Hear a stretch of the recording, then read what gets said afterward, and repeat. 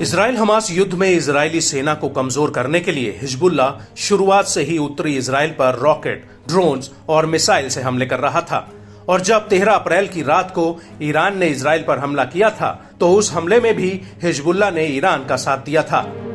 लगातार हो रहे हमलों की वजह से इजरायली सेना का हिजबुल्लाह के साथ टकराव बढ़ता जा रहा है।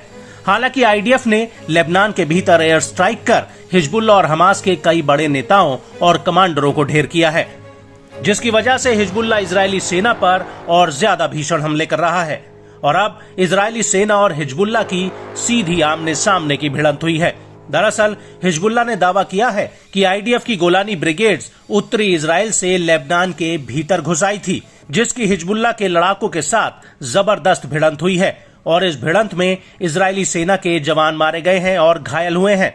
इसको लेकर हिजबुल्लाह ने एक बयान भी जारी किया है, जिसमें उसने कहा कि करीब से नजर रखने और दुश्मन सेना के संभावित गतिविधि के बाद हिजबुल्लाह के लड़ाकों ने तल इस्माइल इलाके में कई विस्फोटक बिछा दिए थे।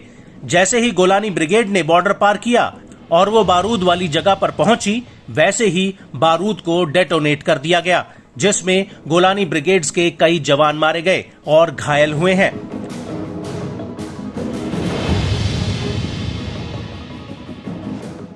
वहीं दूसरी तरफ इजरायली मीडिया ने भी आईडीएफ के जवानों के घायल होने की बात कही है।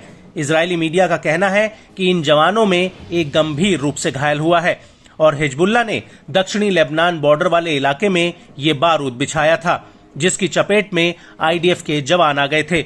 इजरायली न्यूज एजेंसी हारतेज ने भी अपनी एक रिपोर्ट में कहा है कि इजरायली सेना की दक्षिणी लेबनान में गतिविधि के दौरान एक अज्ञात स्रोत के विस्फोटक में इजरायली सैनिक घायल हुए हैं। इनमें से एक जवान की हालत गंभीर है, 2 मध्यम रूप से और अन्य मामूली रूप से घायल हुए हैं। सेना ने इस बात की जानकारी दी है।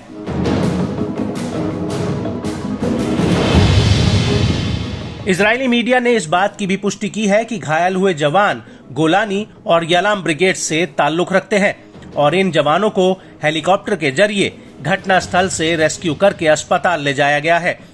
इस सब के बीच आपको बता दें कि ये पहली बार नहीं है जब आईडीएफ को इस तरह के विस्फोटक वाले जाल में फंसाया गया हो। इससे पहले गाजा में भी हमास के लड़ाके खंडर बने मकानों और सुरंगों में विस्फोट बिछाते आए हैं और वो आईडीएफ को भ्रमित करते हुए विस्फोटक वाली जगहों पर ले जाते हैं और जैसे ही आईडीएफ वहां पहुंचती है, बारूद फट जाता है, जिसमें इजरायली सेना को काफी नुकसान उठाना पड़ा है।